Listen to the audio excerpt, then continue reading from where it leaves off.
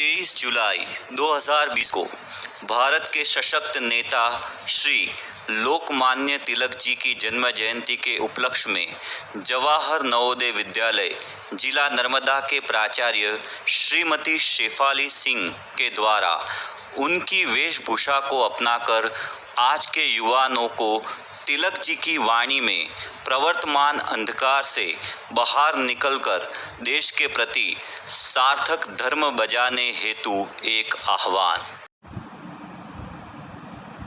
नमस्कार। आज 23 जुलाई 2020 को मैं जवाहर नवोदय विद्यालय जिला नर्मदा के प्रांगण में उपस्थित हुआ हूँ, क्योंकि आज जैसा कि आप सब जानते हैं कि मैं बाल गंगाधर तिलक मेरा और मेरे साथी क्रांतिकारी जो मुझसे उम्र में बहुत ही छोटा बालक था, चंद्रशेखर आजाद का आज उनका जन्मदिन है। आज उनकी जयंती मनाई जा रही है। कई वर्षों के बाद मैंने सोचा कि मैं क्यों ना अपने प्यारे बच्चों जो मेरे कल के भावी नागरिक बनेंगे, मैं उनसे रूबरू जाके बातचीत करूं और अपने जीवन की घटी हुई घटनाओं के बारे में उन्हें जानकारी दूं और बताऊं कि किस प्रकार से मैंने राष्ट्रीय आंदोलन में अपने कदम बढ़ाए। प्यारे बच्चों, जैसा कि आप जानते ही हैं कि मेरा नाम लोकमान्य बाल गंगाधर तिलक है। लोकमान्य इसलिए क्योंकि यूं तो अंग्रेजी सरकार ने मुझे उग्रवादी कहा था, वैसे मेरे देश के वासी मुझे गरम दल के नेता कहते थे, पर अंग्रेजी सरकार ने उग्रवादी कहा। प्यारे बच्चों, ये बात याद रखना कि मैं उग्रवादी था, पर किसके लिए? अन्याय के खिलाफ, अपमान के खिलाफ, भारतीय नागरिकों अधिकारों के प्रति, उनके प्रति सजग था मैं। क्योंकि हमारे अंग्रेज जो थे, जो हमारे देश में थे और हमारे देश को जिन्होंने गुलाम बना के रखा हुआ था, वो हमारे देश के नागरिकों को अधिकार नहीं दे रहे थे। इसलिए मैं उनको ये अधिकार दिलाना चाहता था और इसलिए मैं इसके प्रति मैं उग्र था, मैं उग्रता से कहता था, तो इसलिए मुझे उग्रवादी कहा गया। परंतु मैं आम जनता के साथ, मैं लोगों के साथ बहुत ही सहृदयता से पेश आता था, मैं प्यार से मिलता था। इसलिए लोगों ने मुझे लोकमान्य कहा। प्यारे बच्चों, हम जीवन में कुछ ऐसा काम करें कि जन लोग, आम लोग आपको प्यार करें। मैं बताता हूँ, मेरा जन्म 23 जुलाई यानी कि आज ही के दिन 1856 में महाराष्ट्र राज्य के रत्नागिरी जिले में हुआ था। मेरा परिवार एक ब्राह्मण परिवार था।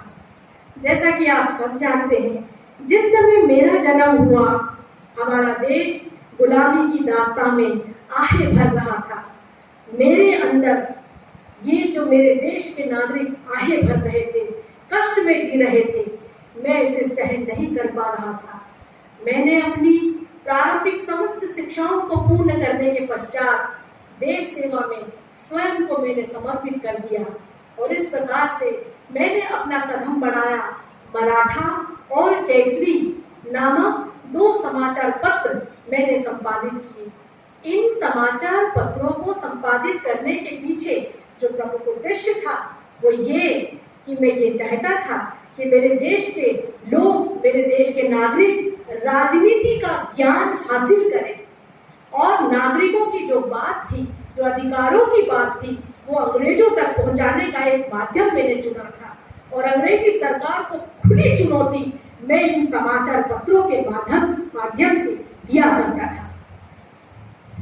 इसी प्रकार से मैंने भारत में लोगों को इकट्ठा करने के लिए, उनके अंदर देश प्रेम की भावना को उजागर करने के लिए 2 उत्सव आरंभ किए। ये 2 उत्सव थे शिवाजी उत्सव और गणेश उत्सव। प्यारे बच्चों, ये बात ध्यान रखना कि जिस वक्त मैंने ये उत्सव आरंभ किया था, ये वो दौर था जब देश गुलाम था। भारत के 2 लोग, 4 लोग आपस में समूह बनाकर बातचीत नहीं कर सकते थे। तब ऐसे में मैंने सोचा कि कैसे मैं देश के लोगों को एक सूत्र में बांधूं, मैं उन्हें कैसे इकट्ठा करूं और कैसे मैं देश के आंदोलन में उनकी भागीदारी लूं, तब फिर मैंने ये 2 उत्सव आरंभ किए। ये 2 धार्मिक उत्सव आरंभ करके मैंने अपने देश के लोगों को एकत्रित करना चालू कर दिया और इस प्रकार से उन्हें मैंने राजनीतिक ज्ञान दिया, उन्हें राष्ट्र प्रेम की बात बताई और इस प्रकार से मेरे देश के लोग राष्ट्रीय आंदोलन से जुड़ने लग गए। तो मेरा उद्देश्य यहाँ देश की आजादी से था, देश को आजाद कराने से था। प्यारे बच्चों, मैं एक बात यहाँ पर आपको इसी समय बताना पसंद करूंगा कि वर्तमान दौर किसी सभा करने का नहीं है, किसी प्रकार का संघ बनाने का नहीं है। क्यों? क्योंकि आज कहीं भी व्यक्ति को घर से, परिवार से दूर जाने की मनाही है, क्योंकि ये सरकार का कानून है। कारण है कोरोना वायरस, क्योंकि कोरोना वायरस ने लोगों को लोगों से दूर किया है। इसलिए अभी निर्देश क्या है कि अभी सबको घर में रहना है, कोई सभा नहीं करनी है, कोई आम सभा नहीं करनी है, किसी पब्लिक प्लेस में किसी को नहीं जाना है। आज वर्तमान में हमको इस बात पर अमल करना होगा, क्योंकि ये वर्तमान समय की मांग है। अगर हम इन सब बातों को ध्यान में रखते हैं, यानी कि समय के साथ चलते हैं, समय की मांग को पूरा करते हैं और जो परिवर्तन होता है उस परिवर्तन का हम सही तरीके से सामना करते हैं, सहजता रखते हैं, सजगता रखते हैं, जागरूकता रखते हैं, तो हम समय के साथ अगर हैं तो समय हमारा साथ जरूर देता है। तो इसलिए आपको भी ये बात याद रखनी है।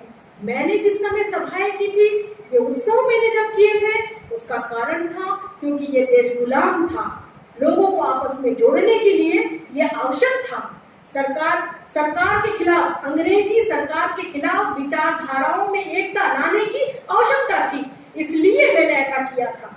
लेकिन आज ये बात नहीं लागू होती है, तो हमें आज के अनुसार, वर्तमान के अनुसार कार्य करना है। यदि आपका वर्तमान सफल है, आपका वर्तमान सुरक्षित है, तो भविष्य भी आपका सुरक्षित हो जाएगा। 1885 में, जैसा कि आप ये भी जानते हैं कि इंडियन नेशनल कांग्रेस की स्थापना हुई थी, मैं भी इसका सदस्य बना। इंडियन नेशनल कांग्रेस ने आरंभ के 20 वर्ष तक अंग्रेजी सरकार से केवल निवेदन किया और विनती के आधार पर वे अपने प्रस्ताव को उनके सामने प्रस्तुत करते थे। मैं इसका सदस्य था, मेरे गले ये बात नहीं उतर रही थी और मैं ये सहन भी नहीं कर रहा था कि हमारे देश के लोग जो है इस प्रकार से अंग्रेजी सरकार के सामने घुटने टेके उनसे विनती करें, उनके हाथ जोड़े। अर्थात मैंने उग्र रूप से उनका सामना किया और ये कहा कि अपनी बात को जोरदार आवाज में बोलना आवश्यक है। यदि हम अपनी बात को हक के साथ नहीं कहेंगे तो आपको ये हक नहीं मिलेगा। और मेरा एक प्रसिद्ध नारा कि स्वराज्य हाँ मजा जन्म सिद्ध हक है, तो अड़ी नी मिलाना रच, स्वराज्य मेरा जन्म सिद्ध अधिकार है और मैं इसे लेके रहूंगा। प्यारे बच्चों, मैंने ये नारा उस वक्त दिया था, स्वराज्य जैसे शब्द से मैंने भारतीयों को परिचित करवाया था, क्योंकि हमें अंग्रेजी सरकार के अधीन रहकर भारतीय नागरिकों की अधिकारों की कोई मतलब नहीं था, कोई मायने नहीं था, कोई अर्थ नहीं निकलता था। इसलिए मैंने स्वराज्य मेरा जन्मसिद्ध अधिकार है और मैं इसे लेकर ही रहूंगा, ये नारा दिया। इस नारे ने देश के नौजवानों को जन जन के अंदर जोश भर दिया। स्वराज्य के मायने समझने लगे, अर्थ समझने लगे, उसकी महत्ता को समझने लगे और इस तरीके से स्वराज्य से पूर्ण स्वराज्य का सफर जाके आगे तय होता है। 1885 में जिस भारतीय राष्ट्रीय कांग्रेस की स्थापना हुई, उसमें रहते हुए 2 दल का निर्माण हो गया, क्योंकि एक दल नरम दल कहलाया जिन्होंने विनती के आधार पर कार्य किया और दूसरा दल गरम दल कहलाया क्योंकि उन्होंने उग्र होकर अधिकार पूर्वक अपनी बात को कहना चाहा और कहा। इसमें मेरे 2 साथी और थे, पंजाब से लाला लाजपत राय और बंगाल से विपिन चंद्र पाल। हम तीनों के विचार, हम तीनों अलग अलग राज्य से थे, भारत के कोने कोने से थे, लेकिन फिर भी हमारे विचार आपस में मिलते थे और इस प्रकार हमारा नाम लाल बाल पाल के नाम से प्रसिद्ध हुआ। मैं बाल गंगाधर तिलक, जो महाराष्ट्र से था। और इस तरीके से धीरे धीरे जो है हम अपने उद्देश्य की ओर बढ़ रहे थे। तो जैसा कि मैंने अभी आपको बताया कि कांग्रेस, भारतीय राष्ट्रीय कांग्रेस 2 दलों में विभक्त हो चुका था। तो उसका कारण केवल यही था कि कुछ लोगों के विचार हमारे विचारों से नहीं मिल रहे थे। उनके काम करने का तरीका अलग था, हमारे काम करने का तरीका अलग था। हमारे काम करने का तरीका तर्क पर आधारित था। प्यारे बच्चों, 1900 साल की बात है, सूरत में अधिवेशन हुआ और विचारों के मतभेद से चलते हुए कांग्रेस वाकई में 2 भागों में विभक्त हो गई। एक नरम दल कहलाया, दूसरा गरम दल कहलाया। और हमने अंग्रेजों का मुकाबला किस तरीके से किया? बहिष्कार आंदोलन के द्वारा, स्वदेशी अपनाओ आंदोलन के द्वारा किया। भारत में उस समय बहुत सारी सामाजिक बुराइयां थी, रूढ़िवादिता थी। हमारे देश के लोग छुआछूत, अमीर गरीब, काले गोरे, स्त्री पुरुष, इन सब में बहुत सारी बातों को लेकर भेदभाव कर रहे थे। महिलाओं की स्थिति तो बहुत ही दयनीय थी। छोटी कन्याओं का वध कर दिया जाता था। बहुत कम उम्र में ही छोटे छोटे बच्चों का विवाह कर दिया जाता था। और अगर मान लीजिए कोई विधवा हो जाती थी बालिका, तो उस विधवा के साथ तो बहुत ही अत्याचार होता था।